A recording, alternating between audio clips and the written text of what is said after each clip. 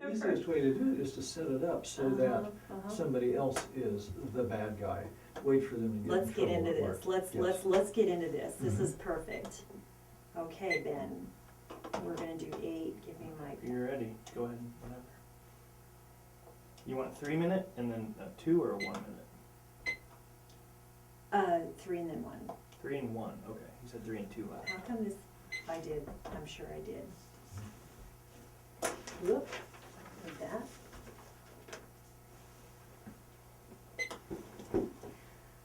Well, we're back, and this is Joan with the Joan Jerkovich Show. We're back here with our addiction specialist talking about addictions, and I think one of the first things we want to get right to with Matthew Weller is to talk about what does a family or friend do when they're sitting back watching an addict pretty much destroy their lives? How do we confront that? What do we do with that, Matthew?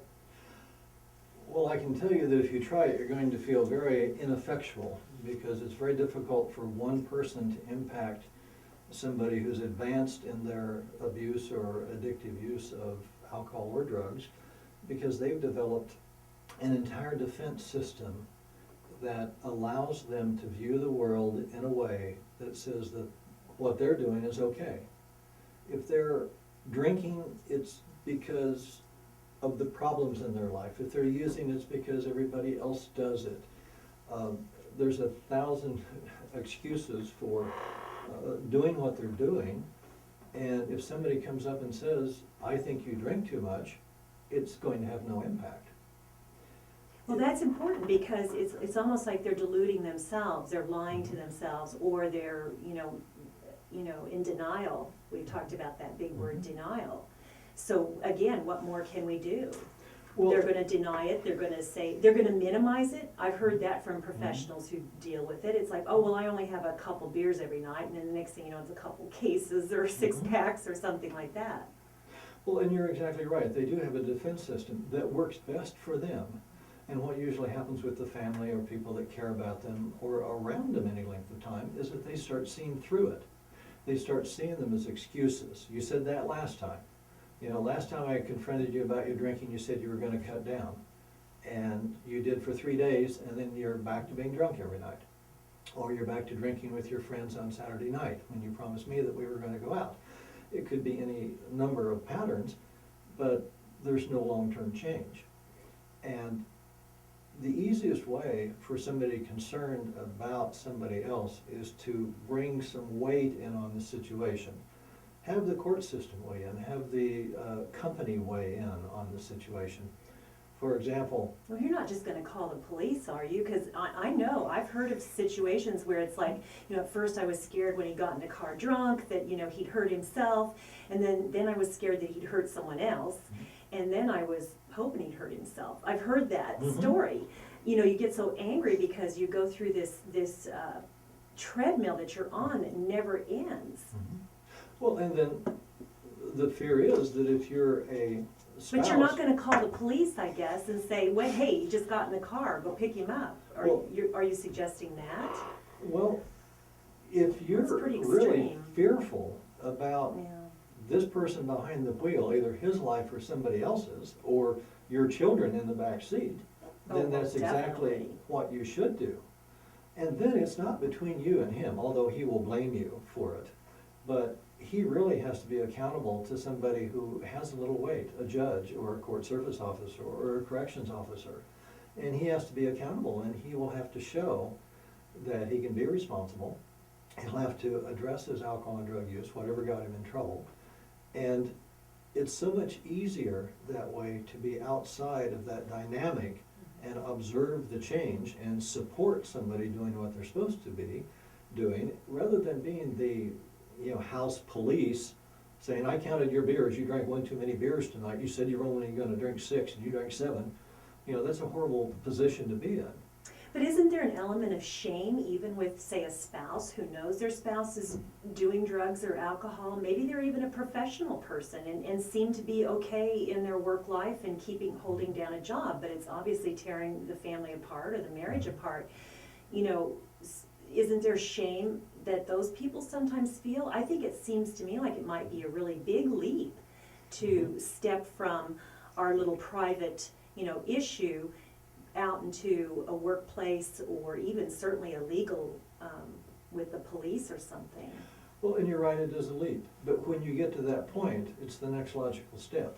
If you have tried talking to them, or saying, let's make a deal, or whatever you want to try as steps up to that point, going to counseling or whatever, and none of those work and the problem continues, what choice do you have? And you mentioned shame. Yes, there is shame, but there's also fear. What's going to happen if this person maybe loses his job? Okay? If I turn him in and he's in jail, he can't work. Maybe they'll fire him. Then what are we going to do? But on the other hand, what's the fear of what's going to happen if he continues to drink and drive? Absolutely. You know, is it That's cheaper? one of my big fears. Mm-hmm.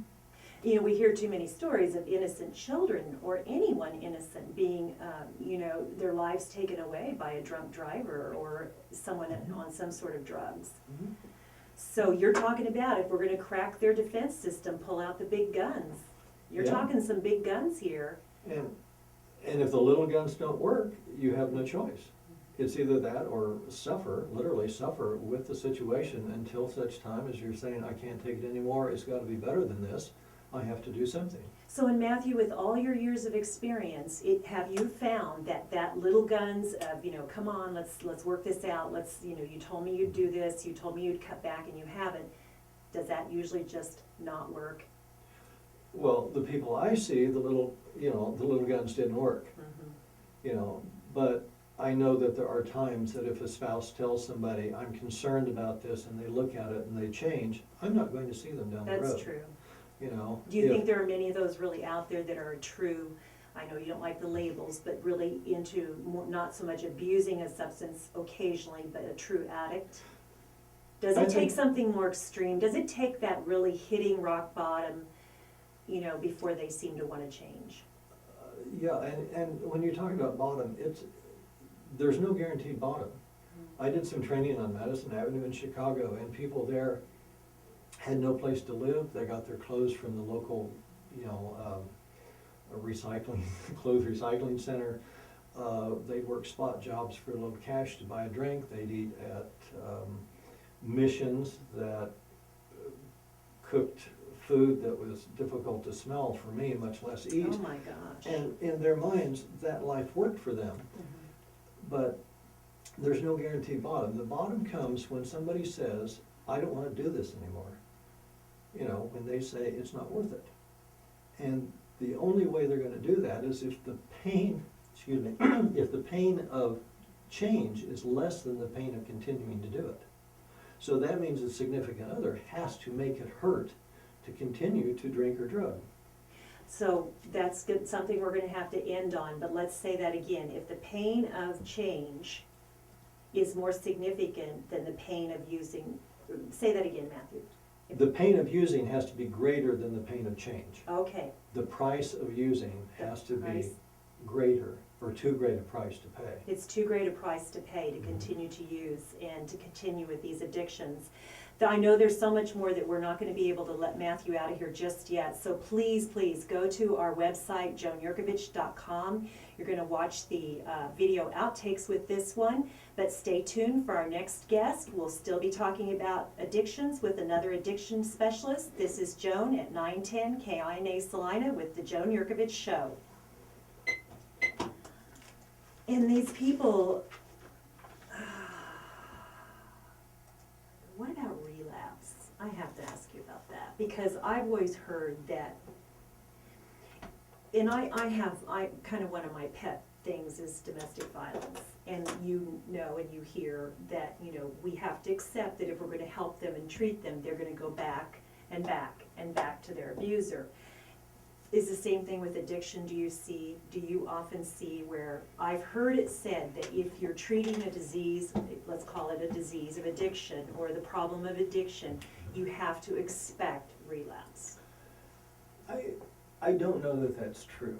I think the expectation of relapse gives people permission Oh, that's a good point. to go back out and use again when they have a good reason to do so, like That's somebody a good died. point. It's or I almost lost like my- you're predicting, you know, you're saying, well, I know you're gonna relapse anyway, so let's get it over with, or. And the difference is, Yeah, if that's somebody true. is really serious about recovery, when they do have a relapse, they are mortified by it. They can't believe they did it. They feel like they lost control, they're starting over again. And It's- doesn't it it's a usually, different when they approach. do relapse, don't they usually just dive like deep into it immediately? It's not that progressive thing, or? It depends on what's going, it depends on the person. Mhm. Some people will start it and go, oh, look what I'm doing, and put it down and run. And other people who really aren't so alien to the idea of relapsing will drink a beer and say, okay, and then they finish the pint in a mixed drink. Well, when you have 4 more drinks, that's not a slip, that's intentional. That's You true. know, that's That's just an right. excuse to keep drinking and get a free drunk that night. Mhm. And then Mhm. you can go back and say, well, I had a slip, you know. But Mhm. really, Mhm. you've got But to. they really got it drunk, and they knew they Yeah. did, and they wanted that. They Yeah. went for that. Yeah, because the person who wants recovery is going to be shocked that it happened and run away from it, doesn't want it, doesn't want what happened to them before. It's a different dynamic completely when it shows up with me on their reaction to it. You know, the people that want recovery talk about it, what went wrong, what can I do, what, you know, and the people that are just planning on relapsing every month or two just to keep their foot in the water Or is, just pacify family or a relationship or whatever it might be, or a boss. you know, they don't wanna look at it. They say, well, it just happened, let's go on. Let's just forget the past. Don't hold that over my head, you know. Everybody relapses. In fact, there was a corrections officer some time ago that when she used to hear, you know, people come in and say, well, relapse is a part of recovery, she'd say, well, jail is a part of relapse then, you know. Yeah, And, that's a you good know, point. Take the Yeah. price that you paid for this, was it worth it? So, but letting a relapse go is one of those things that you're giving permission for this to happen. So then, kind of a little bit of an offshoot of this whole idea of relapse too, is what about those people that, you know, have gone through the addiction treatment, the addiction counseling, and been successful, and then all of a sudden, but you know, I really think I can be a social drinker now. What is that all about? I've heard that. I've heard it too. Well, I told you about my reality show, TV show, you know, that's Scott Disick, who is with one of the Kardashian sisters. He went through treatment, and then all of a sudden he decided he could be a social drinker. And I think we're already kind of starting to see that becoming a problem again. He might have been able to restrict himself to a couple drinks for a while, but that seems to become progressive. What's your experience with people who all of a sudden say, well, you know, I really don't think I was an addict, I was a social, I think I can be, you know, a social drinker. Well, Does that, all no, I- can people do that? Does it work? I think it's extremely risky. There may be somebody someplace, Okay. maybe a couple of people Okay.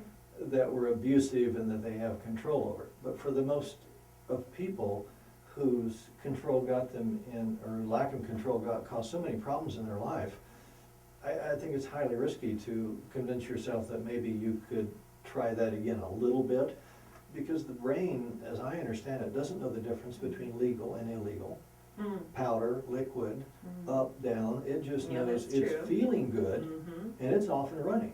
And I do remember reading statistics years ago that the relapse rate on cocaine for cocaine users was 9 times higher if they drank. Oh, wow. And now alcohol Do is you see that frequently with cocaine users? They use multiple substances? well, I was just talking to somebody today who relapsed on marijuana with lots of good reasons why, and of course, then went and drank. So if you're impaired, one thing leads to another. It doesn't make any difference where the impairment comes from, it just changes your judgment. Do you think people, because marijuana is such a hot topic, because I've, you know, as a registered nurse even always understood that it wasn't physiologically addicting, it's more of a psychological addiction. Do you think more people can use marijuana without falling into addiction than, let's say, other substances? Even alcohol? When you talk about physical addiction, you know, and you raised gambling earlier, you know, the gambling dynamics are internal, not external. It doesn't depend on a chemical. That's true. So when you talk about marijuana, even if it's not physically addicting, and